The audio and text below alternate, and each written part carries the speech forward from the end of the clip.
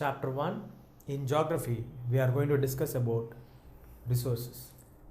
In this unit, we will be discussing what is a resource, what is the utility of this, what is the value of this, how many types of resources do we have. All this we will be discussing in this chapter. Now, first of all, what is a resource?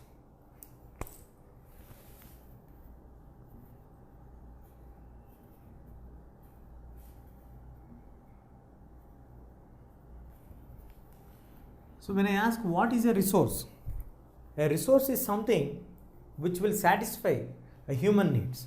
So a resource gives satisfaction by satisfying what? It satisfies a human need.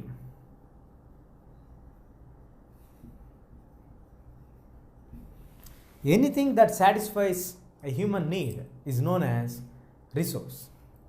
So resources are nothing but the basic objects, elements, substances which will satisfy the human needs to make their life comfortable, easier, or any aspect which is related with the human life is known as a resource. A resource is an object or a substance which will satisfy the human needs. So now, when the resources are satisfying the human needs, that is known as utility.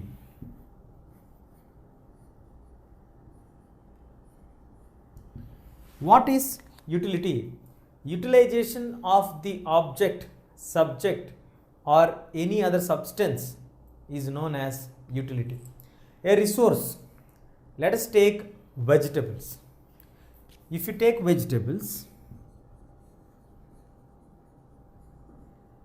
if the vegetables are used for making a curry,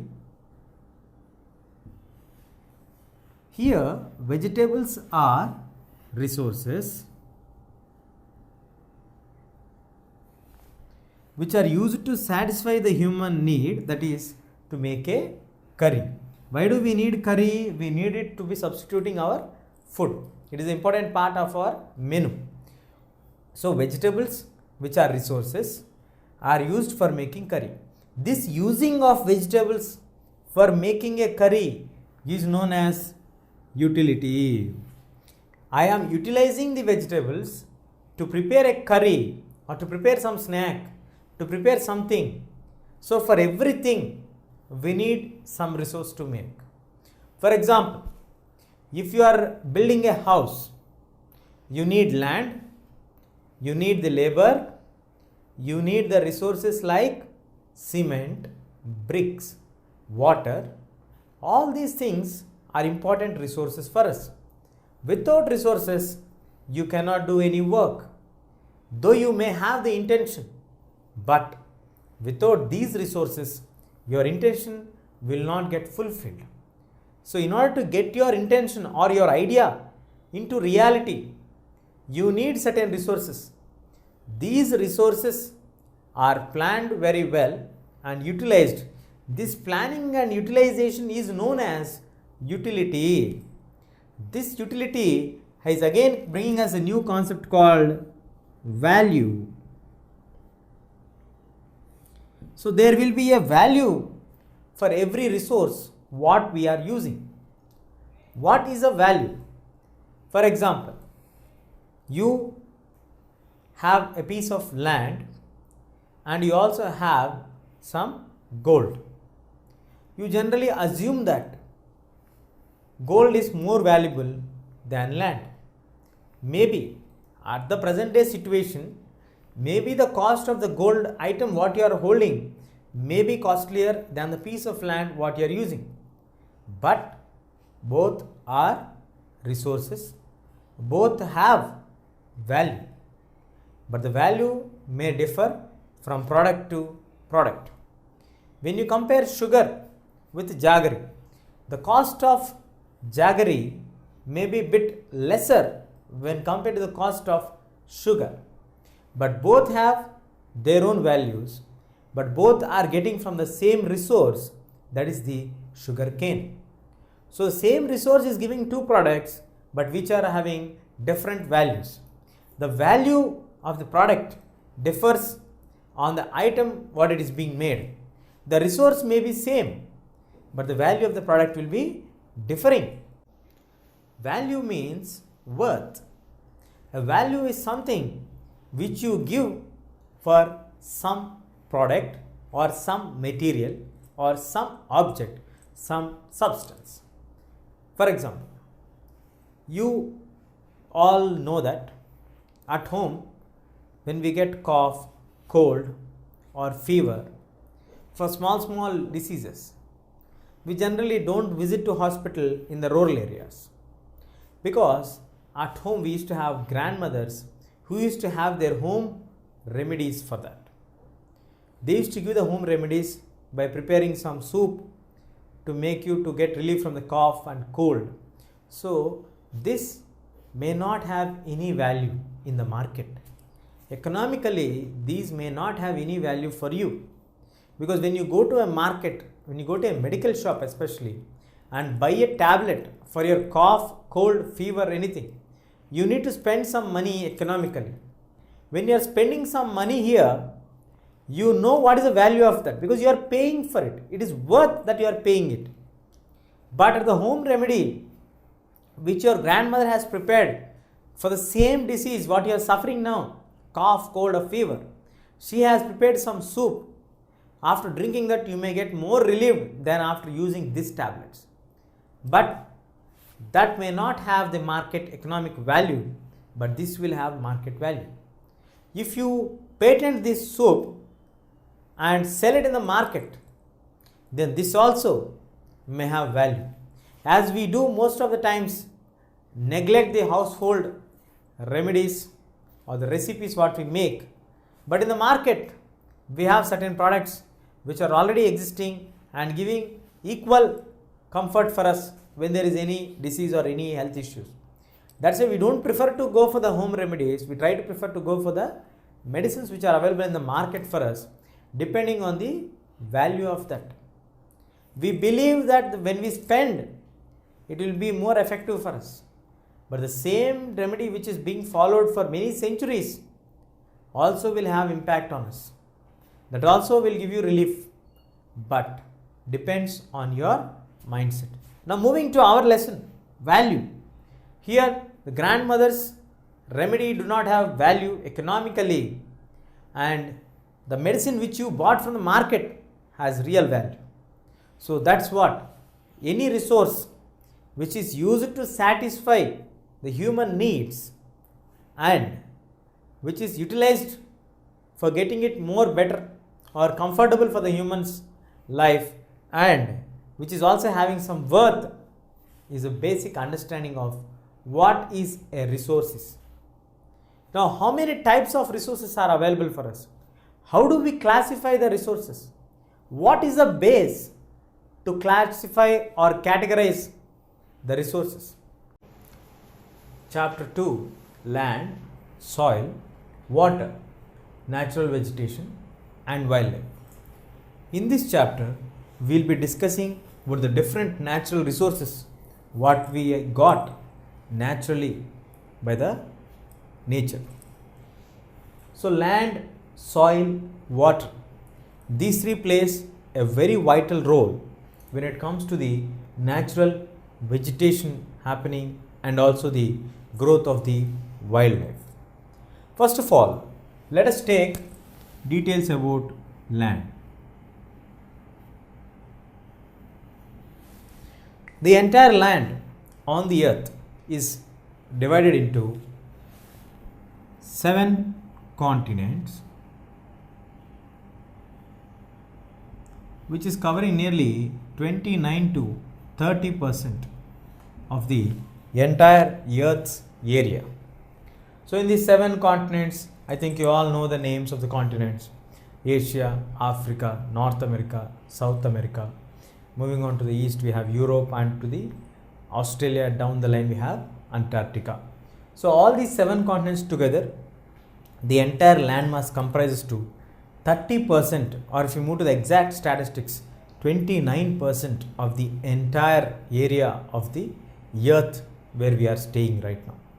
So in these 7 continents also, one of the continent is completely inhabited by the human beings, that is the Antarctica continent. And moving on to some parts of Europe are very less populated places. Some parts of Asia and Africa are densely populated places. And moving on to North America, upper part of North America also is very less populated, and the other countries all are highly populated places. Why people started to live in only particular regions? Because for our survival we need water. So the next natural resource what we have is water. The water starts to flow from higher elevations to the lower elevations. When the water is flowing from higher elevations to the lower elevations, it starts to flow completely downwards, and the low-lying areas are completely susceptible for the flow of the water. So we have the water covering the entire low-lying areas. So the areas which are plain areas, which are river valley areas, are very much comfortable for us to do cultivation. That is, we get the fertile soil available there. So initially man started to settle at the river valley regions or the riverside regions where it provides water for the cultivation, water for his daily needs. So all the purposes are fulfilled. So man started to live in the initial years at the river valley regions. Later he moved towards the plain lands and later to the hilly regions. And today we find people living in all the elevated places also, and also in the nearby to water regions, nearby to the sea coast. So everywhere on the land we have people living now. So this signifies what is the importance of the land. As I mentioned just now, the cultivation, we need good soil availability. The soil availability makes us to feel comfortable when we are nearby to the water bodies, because it has the water flow and also the underground water levels will be good, and the fertility of the soil also will be maintained properly because of the soil conservation which happens through the flow of the river. So all these things adds on to find us what is the use of having land, or how do we use the land. One purpose generally for what we use the land is to we stay on the land. We can't stay in the air, we can't stay in the water. So we have to stay on the land itself. So as we are staying on the land, for all the human beings, they stay on the land. Apart from this, they also use the land for cultivation of the crops, for construction of the houses, for construction of various industries, factories and everything. So all these things have to be constructed on the land itself. Let us now find out what are the other uses of land. Now we will see how the land is used for us in different ways. As I mentioned till now, land is majorly used for agriculture. When we are doing cultivation of the crops, we do the cultivation of the crops by tilling the soil, by taking the land as a basic criteria. How many crops per year we have to put also will be studied basing on the land. Basing on the land, if it is the land which is close to the river body, the land which has a good supply of water, the land where the underground water resources are very good, the fertility of the soil is very good, we can cultivate 3 crops in a year. Sometimes we can cultivate 2 crops only in a year. So basing on the land, we can try to know how the agriculture is there, or how can we proceed in agriculture. If the soil is not suitable for agriculture, if it is a dry, barren wasteland, we cannot do cultivation. So this will be determined by the land. Next, land is used to do forestry also. Forests grow on the land itself. When we clear the forest, we again try to develop the forest. So we need to plant the plants and grow them. Mining. Mining is done by drilling the land. We drill the land, then we go into the deeper layers and we try to get the extracts outside. So this is also done by the land. As I mentioned earlier, building houses. We build houses on the lands layers, and roads The roads are laid on the land. Setting up of industries. So every activity, whatever the human being does, is done on the land itself. We cannot do anything leaving the land. So land plays a very vital role in every individual's life, every country's development, and every nation's GDP also. And moving on to find out how the land is divided. The land is generally divided into private and community. Private, the land which is owned by an individual is called private land. The land which is owned by a community is called community land. How can a land be owned by an individual?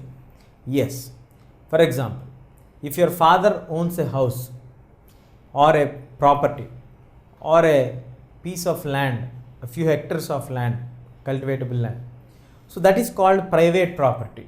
As your father is the owner of that particular piece of land, this property belongs to himself. That is why he is called a private property or private lands. If we have a public parks, then we have the railway stations, bus stands, all these things come under community lands. So on these lands, we can grow the crop, we can use for medicinal herbs, we can develop the park region, we can make it as a function hall, we can use it for various purposes, because it is not any individual's property.